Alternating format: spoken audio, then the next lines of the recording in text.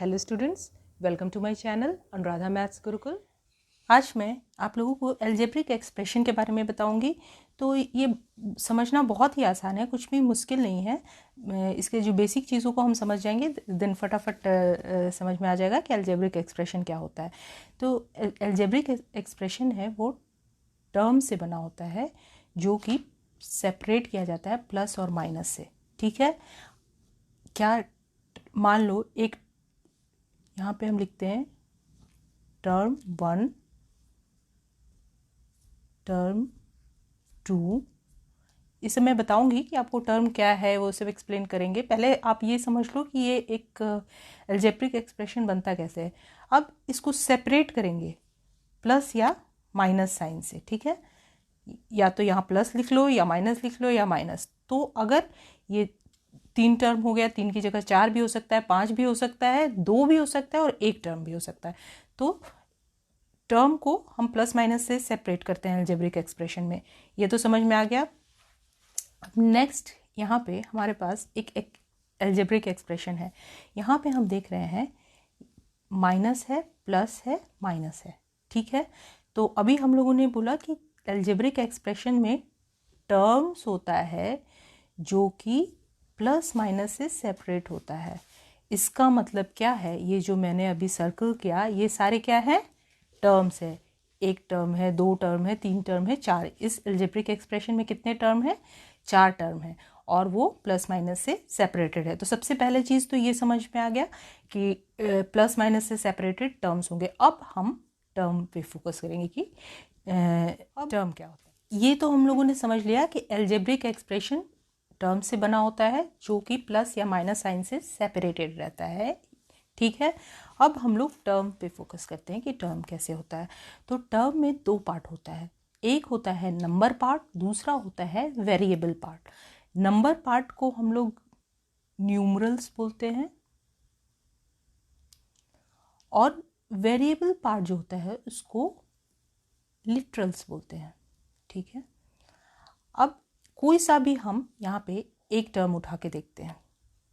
सबसे पहला जो है टर्म हम वही ले लेते हैं, ये है 7x²। इस अलजेब्रिक एक्सप्रेशन में 4 टर्म है ना, 1 2 3 4, ये सेपरेटेड है प्लस और माइनस साइन से।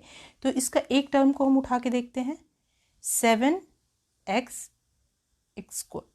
ठीक है, तो अब यहाँ पे मैंने बताया कि जो हर अलजेब्रिक टर्म 2 पार्ट से बना होता है, नंबर पार्ट से और वेरिएबल पार्ट से। तो अब आप आसानी से बता सकते हो कि यहाँ पे नंबर पार्ट कौन सा है और वेरिएबल पार्ट कौन सा है। तो नंबर पार्ट जो है वो 7 है, 7 नंबर है, और x जो है, जितना भी वेरिएबल पार्ट को हम अल्फ़ाबेट से डिनोट करते हैं, x y z a b c, कुछ भी कर सकते हैं। तो ये हो गया आपका लिटरल्स, वेरिएबल पार्ट। ठीक है, ये लिटरल्स हो गया और ये हो गया न्यूमरल्स। ठीक है, तो जो टर्म होता है न्यूमरल्स और लिटरल्स से बना होता है। दूसरी टर्म को भी उठा के देख सकते हैं। ये पहला तो 7x² को देखें। अब यहाँ पे है 5xy। अब यहाँ पे भी 2 पार्ट है, एक है नंबर पार्ट, दूसरा है वेरिएबल पार्ट। ठीक है, अब नंबर पार्ट जो है ये न्यूमरल्स हो गया, वेरिएबल पार्ट लिटरल्स हो गया। यहाँ पे हम देख रहे थे, पहले वाले में हमने देखा था x के ऊपर पावर था, x² था, लेकिन एक ही वेरिएबल था, x था। यहाँ पे x और y है और दोनों प्रोडक्ट में है, x इंटू y। ठीक है, ये चीज़ है।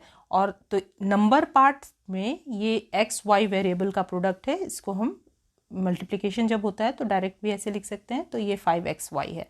ठीक है, अब वेरिएबल पार्ट में आप एक से ज़्यादा भी जो लिटरल्स हैं उनका यूज़ कर सकते हैं। ठीक है, ये एक दूसरा इन्फॉर्मेशन हो गया टर्म के बारे में कि ज़रूरी नहीं है कि वेरिएबल पार्ट में एक ही लिटरल हो, 1 2 3 कितना भी हो सकता है। ठीक है, अब नेक्स्ट जो है, नेक्स्ट टर्म कौन सा है, y²z। ठीक है, y²z।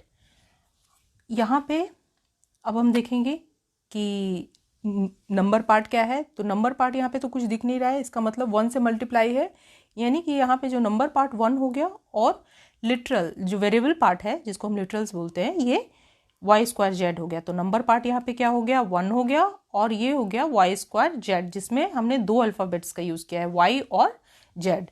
ठीक है, अब लास्ट जो टर्म है 8 यहाँ पे वेरिएबल पार्ट क्या है, वेरिएबल पार्ट तो मिसिंग है, सिर्फ नंबर पार्ट है, तो मिसिंग है मतलब x raise to the power अगर 0 कर देते तो 1 आ जाएगा। x किसी भी वेरिएबल के ऊपर पावर अगर 0 होता है तो 1 हो जाएगा, ऐसा हम सोच सकते हैं। और जब लिटरल पार्ट मिसिंग होता है किसी टर्म में, सिर्फ न्यूमरल पार्ट होता है, तो उस टर्म को हम एक नाम देते हैं, वो उसको बोलते हैं कांस्टेंट टर्म। क्या बोलते हैं? Constant term. ठीक है, अब यहाँ पे हम लोगों ने देखा कि एक हमने एल्जेब्रिक एक्सप्रेशन लिया जिसमें बहुत सारे टर्म्स थे। कितने टर्म्स थे बहुत सारे में? 1 2 3 4 जो कि प्लस माइनस से सेपरेटेड थे। और टर्म जो होता है, हर एक टर्म होता है, एक नंबर पार्ट होता है उसमें और एक वेरिएबल पार्ट होता है। अगर आपको वेरिएबल पार्ट मिसिंग है तो उस टर्म का एक स्पेशल नाम है, बोलते हैं कांस्टेंट टर्म। यहाँ तक तो समझ में आ गया। अब हम देखते हैं कि एल्जेब्रिक एक्सप्रेशंस के बहुत सारे टाइप्स हैं, टाइप्स ऑफ एल्जेब्रिक एक्सप्रेशन। तो इसके 4 टाइप हैं जिनको पढ़ना है हमें। पहला है मोनोमियल, बाइनोमियल्स, ट्राइनोमियल्स और पॉलिनोमियल्स।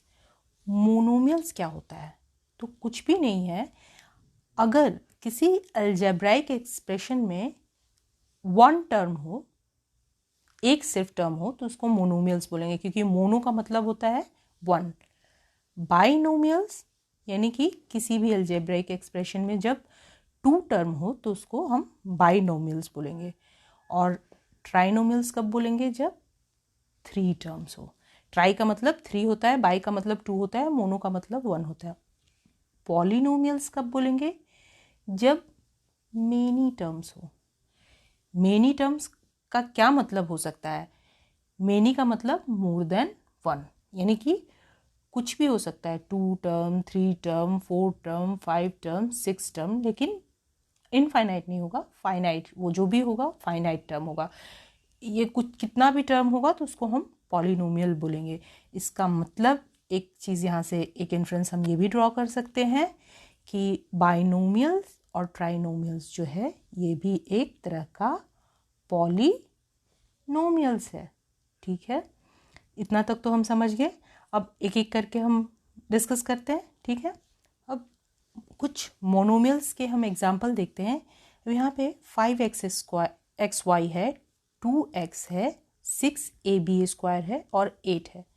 तो ये जो हमारे पास 4 एल्जेब्रिक एक्सप्रेशन है, लेकिन इसमें सिर्फ कितना टर्म है? एक ही टर्म है, एक के अलावा दूसरा टर्म है ही नहीं। ठीक है, ये एक कांस्टेंट टर्म है। और 5xy में 5 जो है वो न्यूमरल्स है, xy जो है वो लिटरल्स है, वेरिएबल पार्ट है। 2x में 2 जो है वो नंबर पार्ट है जो कि न्यूमरल्स जिसको बोलते हैं, और x जो है वेरिएबल पार्ट है जिसको लिटरल्स बोलते हैं। -6ab² में -6 क्या हो गया? ये हमारा हो गया नंबर पार्ट, और ये हो गया हमारा variable part ab²।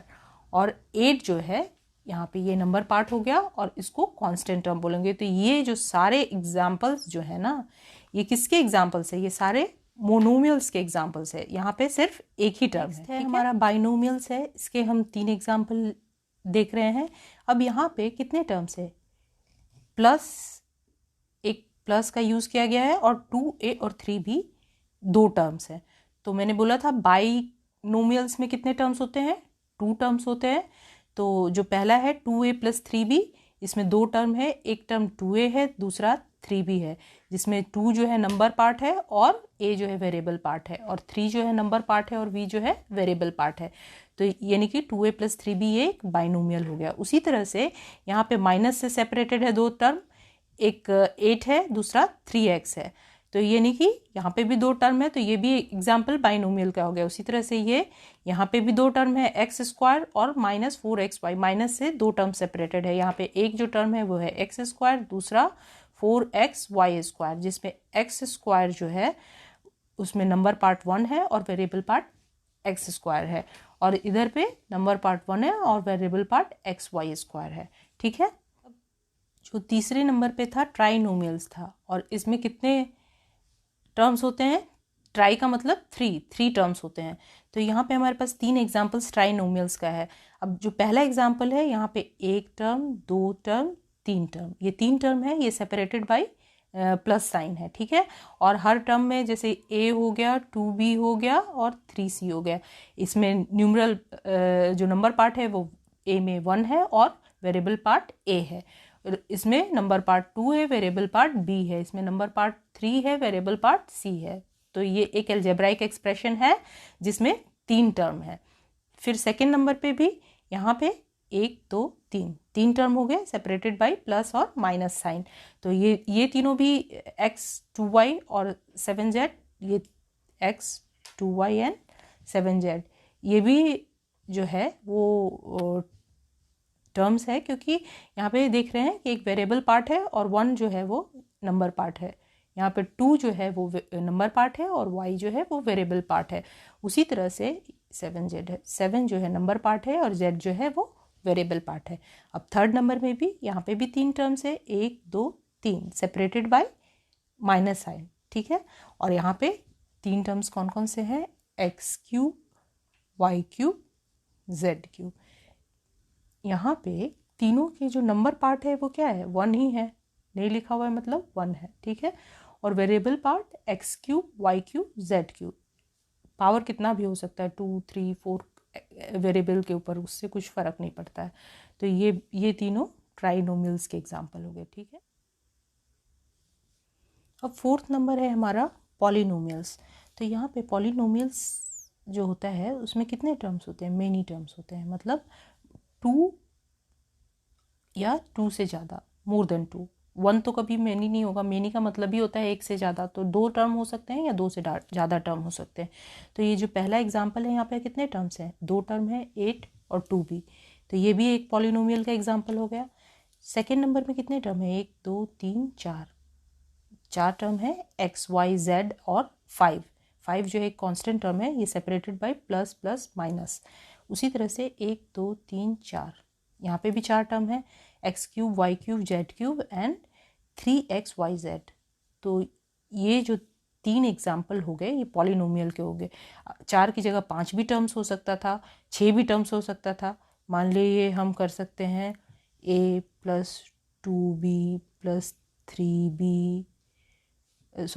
3bc + 6az, कितना हो गया? 1 2 3 4 + 7। अब यहाँ पे कितने टर्म्स हो गए? यहाँ पे 1 2 3 4 5, ये भी एक पॉलिनोमियल हो गया। 2 से ज़्यादा कितने भी टर्म्स होंगे तो वो एक पॉलिनोमियल का एग्जाम्पल हो जाएगा। यहाँ पे 1 2 3 4 5 टर्म्स हो गए। यहाँ पे 1 2 3 4 टर्म हो गए। यहाँ पे 1 2 3 और 4 टर्म हो गए। और यहाँ पे सिर्फ 2 टर्म है। लेकिन ये सारे जो एग्जाम्पल्स हैं ये किसके एग्जाम्पल्स हैं? पॉलिनोमियल्स। अगर आपको ये वीडियो अच्छा लगा तो प्लीज़ लाइक करें, शेयर करें और सब्सक्राइब करें।